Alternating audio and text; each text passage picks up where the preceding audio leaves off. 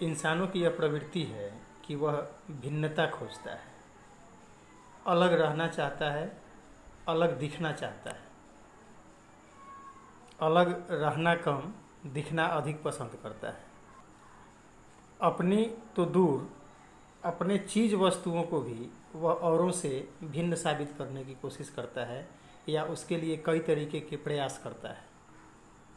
जैसे अपने घर का रंग रोगन पड़ोसी के घर से थोड़ा सा भिन्न करा देना, बगल वाले के घर में जो गाड़ी है उससे थोड़ा अलग रंग की गाड़ी लेना या उसका मॉडल बदल देना। कहीं किसी पार्टी फंक्शन में जाना है तो वहाँ अपने आप को औरों से भिन्न दिखाने के लिए सजना संवरना इत्यादि। महिलाएं इस काम में ज़्यादा माहिर होती हैं। इसके लिए वह विभिन्न तरीके के वस्त्र, आभूषणों इत्यादि का प्रयोग करती हैं। विभिन्न तरीके के अलंकारों से खुद को अलंकृत करके औरों से अलग दिखने का प्रयास करती हैं। ये अलग अलग तरीके के वस्त्र या आभूषण क्या करते हैं?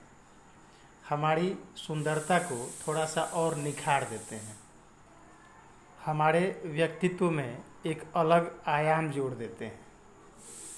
ठीक यही काम साहित्य में अलंकार का भी है। अलंकारों का प्रयोग भाषा को पहले से अधिक खूबसूरत बना देता है, भाषा को पहले से अधिक चमत्कृत बना देता है। आप दूरदर्शन पर समाचार देखते होंगे। एक बात गौर कीजिएगा, किसी भी समाचार का हेडलाइन या ब्रेकिंग न्यूज़ करके जो आता है, आप देखिएगा कि साधारण भाषा से उसकी भाषा जो होती है वह थोड़ी सी अलग होती है। जैसे दिल्ली में दिन दहाड़े 2 लोगों की दर्दनाक हत्या, चमगादड़ चीन की चालबाजी, बलिया के बाहुबली विधायक के बिगड़े बोल, बिहार में बाढ़ है, नीतीश कुमार हैं, सुशासन बाबू का सोता स्वास्थ्य विभाग इत्यादि। इन सारी बातों को साधारण बोलचाल की भाषा में भी कहा जा सकता है, लिखा जा सकता है, लेकिन ऐसा इसलिए नहीं कहा जाता, ऐसा इसलिए नहीं लिखा जाता कि साधारण बोलचाल की भाषा में लिखने से इसमें वो रोचकता नहीं आ पाएगी। इसमें रोचकता आई है और वो इसलिए आई है कि इन सारे वाक्यों में अलंकारों का प्रयोग किया गया है। और जिस तरीके से आभूषण या गहने हमारे व्यक्तित्व को निखार देते हैं, वैसे ही साहित्य में अलंकारों का प्रयोग कर देने से भाषा में एक निखार आता है, एक अलग तरीके का चमत्कार उत्पन्न होता है जो दूसरों को अपनी तरफ सहज रूप से आकर्षित करने में कामयाब होती है। अलंकार 2 शब्दों से मिलकर बना है, अलम और कार, जिसका मतलब होता है चमत्कार उत्पन्न करना। हिंदी साहित्य में अलंकार के 2 प्रमुख भेद हैं। पहला शब्दालंकार और दूसरा अर्थालंकार। शब्दालंकार शाब्दिक दृष्टिकोण से भाषा में चमत्कार लाता है, जबकि अर्थालंकार अर्थ की दृष्टि से भाषा को विशेष बनाता है। जाहिर सी बात है कि गहनों की भी, आभूषणों के भी अलग अलग कैटेगरी होती है, अलग अलग प्रकार होते हैं।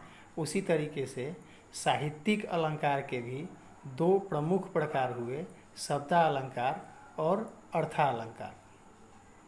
शब्दालंकार के 3 प्रमुख भेद हैं।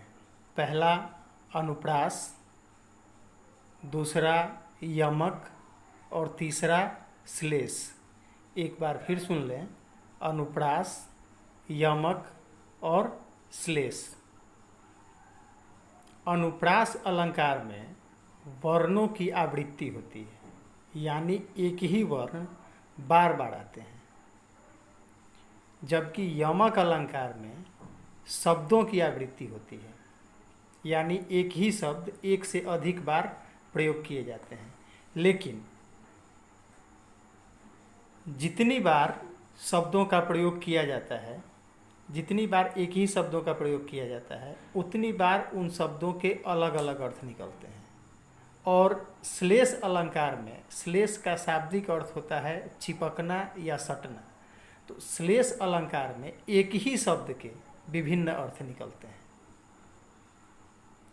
एक बार फिर से समझ लें, अनुप्रास अलंकार में एक ही वर्ण बार बार आते हैं, जबकि यमक अलंकार में शब्दों की आवृत्ति होती है और हर बार उस शब्द का अलग अर्थ निकलता है, भिन्न अर्थ निकलता है।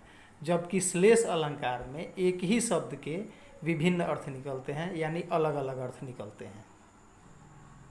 याद कीजिए, आपने वर्ग नवम में माखनलाल चतुर्वेदी की एक कविता पढ़ी है, कैदी और कोकिला।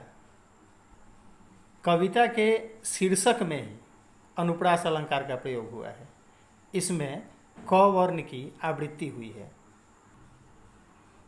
आगे भी इस कविता में अनुप्रास अलंकार के प्रयोग के दृष्टिकोण से इस कविता में अनुप्रास अलंकार का सबसे अधिक प्रयोग हुआ है। जैसे काली तू रजनी भी काली, शासन की करनी भी काली, मेरी लौह श्रृंखला काली, तिस पर है गाली आली। आप देख रहे हैं कि इसमें क वर्ण की आवृत्ति बार बार हुई है। अंग्रेजी में ट्रांसलेशन बनाते वक्त पता नहीं आप लोगों ने बनाया है कि नहीं बनाया है, लेकिन हम लोगों को मिलता था, हम लोगों से बनवाया गया है। जैसे छपड़ा में छब्बू के छत पर छः छुछुंदर 6 दिनों से छुछुआते आ रहे हैं, या बांकेपुर के बिहारी लाल ने बालकों के बीच में बतासा नहीं बांटा, इस तरीके के वाक्य। तो इन वाक्यों में भी अनुप्रास अलंकार का प्रयोग हुआ है। अब जब आप किसी रचना को पढ़ेंगे, किसी पंक्ति को पढ़ेंगे, तो आप उसमें यह देखने का या खोजने का प्रयास करेंगे कि इसमें अनुप्रास अलंकार का प्रयोग हुआ है कि नहीं हुआ है। यदि एक ही वर्णों की आवृत्ति बार बार हुई है तो उसमें अनुप्रास अलंकार का प्रयोग हुआ है, या वहाँ निश्चय ही अनुप्रास अलंकार है। दूसरा है यमक। जैसा कि मैंने पहले कहा कि यमक अलंकार में एक ही शब्द की आवृत्ति या एक ही शब्द का प्रयोग बार बार किया जाता है, लेकिन हर बार उस शब्द का अर्थ क्या होता है, थोड़ा सा पहले वाले शब्द के अर्थ से भिन्न हो जाता है। जैसे यदि हम कहते हैं कि काली घटा का घमंड घटा, इसमें घटा शब्द 2 बार आए हैं, लेकिन एक घटा घटा यानी बादल है और दूसरा घटा यानी घटना, कम होना। काली घटा का घमंड घटा का मतलब हुआ कि काले बादलों का घमंड, अहंकार जो है वो थोड़ा सा कम हुआ। मेरे कड़ में कड़ दो, कड़ शब्द का 2 बार प्रयोग हुआ, यानी यहाँ एक बार कर का मतलब हाथ हुआ, मेरे कर में यानी मेरे हाथ में, और कर दो यानी टैक्स दो। सजना है मुझे सजना के लिए, 2 बार सजना शब्द का प्रयोग हुआ। एक सजना यानी सजना संवरना, और दूसरा सजना यानी हस्बैंड। सजना है मुझे सजना के लिए। आपने ये दोहा जरूर पढ़ा होगा, कनक कनकते 100 गुना, मादकता अधिकाय, एक खाए बौड़ात है, एक पाए बौड़ाए। इस दोहे में 2 बार कनक शब्द का प्रयोग हुआ है, और दोनों ही बार कनक शब्द के अर्थ बदल जाते हैं। कनक कनकते 100 गुना, मादकता अधिकाय, एक खाए बौड़ात है। तो जिसको खा करके आदमी बौड़ाता है वो है कनक यानी धतूरा, और एक पाए बौड़ाए यानी जिसको पा करके आदमी बौड़ाता है वो है कनक यानी सोना। तो इन उदाहरणों में यमक अलंकार है। अब श्लेष, तो श्लेष के लिए जैसा कि हमने कहा कि एक ही शब्द के विभिन्न अर्थ निकलते हैं। शब्द का प्रयोग एक ही बार किया जाएगा, लेकिन उसके अर्थ जो होंगे वो अलग अलग निकलेंगे। जैसे रहीमन पानी राखिए, बिन पानी सब सून, पानी गए न उबड़े, मोती मानस चून। यहाँ पानी शब्द का जो अर्थ है वह अलग अलग प्रयोग में अलग अलग निकल रहा है। रहीम कवि कहते हैं कि रहीमन पानी राखिए, अपनी इज्जत, अपनी प्रतिष्ठा, अपनी पानी, अपनी चमक को बचा करके रखिए। बिन पानी सब सुन, बिना पानी के सब कुछ सुना सुना है। पानी गए न उबड़े, यदि पानी चला गया तो किसी काम का नहीं रह जाता है। मोती मानस चून। अब पानी शब्द का अर्थ मोती के लिए, मोती के लिए पानी यानी चमक। पानी गए न उबड़े मोती मानस, मनुष्य के लिए पानी यानी उसकी इज्जत, उसकी प्रतिष्ठा। और चून यानी चूना के लिए पानी यानी पानी, जल। यदि मोती की चमक चली जाए तो वो बेकार, मनुष्य की प्रतिष्ठा चली जाए तो बेकार, और यदि चूने में पानी डाल दिया जाता है तो चूना अपने वास्तविक पूर्व के गुण में फिर से वापस नहीं आ सकता है। जैसे ही उसमें पानी डाला जाता है, चूने का अपना जो गुण है वह बदल जाता है। तो पानी गए न उबड़े मोती मानस चून, यानी पानी शब्द का अर्थ जो है वह मोती के लिए चमक, मनुष्य के लिए प्रतिष्ठा और चूने के लिए जल है। यानी यहाँ पानी शब्द का अर्थ जो है वह चिपका हुआ है, सटा हुआ है। एक ही पानी से कई तरीके के अर्थ सटे हुए हैं। दूसरा उदाहरण आपको देते हैं। चरण धड़त चिंता करत, भावे भोर न सोर, सुवर्ण को खोजत फिरत, कवि कामी अड़ु चोर। चरण धड़त यानी जैसे जैसे ये लोग अपना पग आगे बढ़ाते हैं, चरण धड़त चिंता करत, हर कदम सोच सोच के आगे बढ़ाते हैं। भावे भोर न सोर, इन लोगों को दो चीज़ों से एलर्जी है। दो चीज़ें इनको पसंद नहीं है। क्या क्या? भोर और शोर, सुबह का समय और हल्ला गुल्ला, ये पसंद नहीं करते हैं। कौन कौन? कवि कामी और चोर। और ये खोजते क्या फिरते हैं? सुवर्ण को खोजत फिरत। ये लोग सुवर्ण, अच्छे वर्ण को खोजते हैं। तो सुवर्ण शब्द का अर्थ कवि के लिए अच्छे शब्द हुआ। कवि अच्छे अच्छे शब्दों को खोजता है। जब भोर होगा या जब शोर होगा तो जाहिर सी बात है कि वह जो चाहेगा, जो सोचेगा, वो नहीं लिख पाएगा और उसको अच्छे शब्दों की तलाश होती है। तो कवि जो है सुवर्ण के रूप में अच्छे शब्द खोजता है। कवि कामी, कामुक पुरुष जो होते हैं वो सुवर्ण का अर्थ हुआ सुंदर स्त्री, सुंदर महिला, वो सुंदर स्त्री को खोजते फिरते हैं।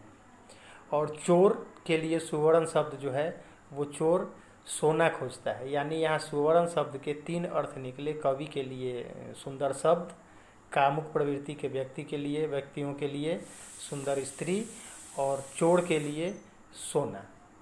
तो इस तरीके से हम देखते हैं कि एक ही शब्द के विभिन्न अर्थ निकलते हैं। तो यहाँ हम कहेंगे कि श्लेष अलंकार है। आपने भी देखा होगा कि साधारण भाषा से थोड़ी सी रोचकता जरूर आई है, थोड़ी सी क्या बहुत अधिक रोचकता आई है। इस तरीके से अलंकारों का प्रयोग करके हम अपनी भाषा को अन्य लोगों की भाषा से अलग बना सकते हैं, उसमें रोचकता ला सकते हैं, उसमें चमत्कार ला सकते हैं, और निश्चय ही ये कहीं ना कहीं हमारे लिए फ़ायदेमंद है। अब एक चीज़ आप यहाँ कह सकते हैं कि अधिक आभूषण पहन के घूमेंगे तो चोर डाकू लुटेरों का खतरा है। तो ठीक है, अधिक आभूषण पहन के घूमिएगा तो निश्चय ही चोर डाकू लुटेरों का खतरा है। लेकिन शिक्षा एक ऐसी चीज़ है कि यह आपसे कोई छीन नहीं सकता है, यह आपसे कोई ले नहीं सकता है, यह आपका अपना है। आप इसका जितना अधिक प्रदर्शन करेंगे, प्रदर्शन आप करते रहिए, ये और बढ़ेगा, घटेगा नहीं। इसलिए प्रयास करें कि जब भी भाषा के प्रयोग की बात हो, चाहे आप निबंध लिखते हो, चाहे आप पत्र लिखते हो, चाहे आप प्रश्नों के उत्तर लिखते हो, आप अलंकारों का प्रयोग करें। उसका बहुत फ़ायदा आपको आगे मिलेगा।